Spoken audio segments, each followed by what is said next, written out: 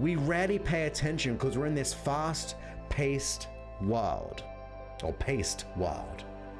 What's the first thing you do in the morning? You get on your phone.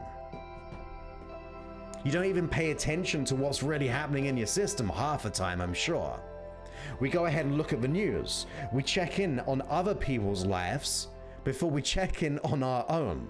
We go to the Facebook, we go to the social media, we go to Twitter, we go to YouTube, we go to all these other places before we actually go to where we are, where your unconscious mind is. How are we ever meant to change or be successful or to get our goals or dreams if our attention is on the external world or the external world of other people's lives?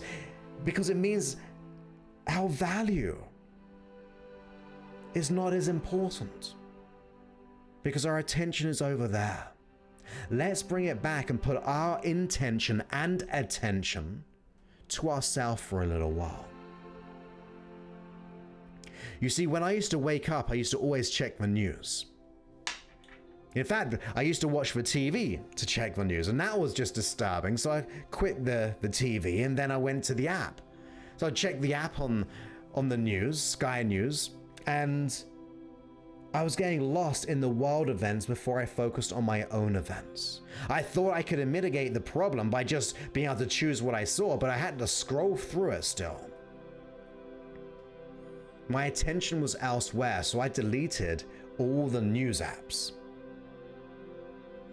Now, can I check in on the news? Sure, but not before I check in on myself.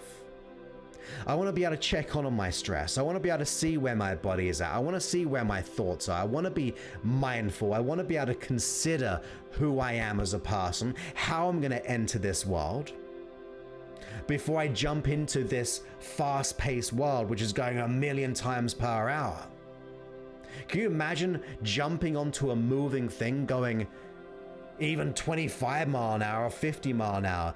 It's going to be pretty tricky, let alone when you get up. That's like how we participate in the world, in other people's news, in other people's minds, and that's not right. We need to be able to gain the speed by gaining the traction of what's happening on the inside. That's how you manage stress, you pay attention. That's how you avoid burnout, you pay attention.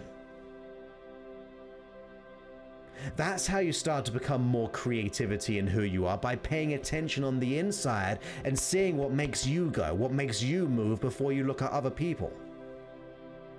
That's how you embrace yourself, to allow others to see who you really are. You pay attention to who you are.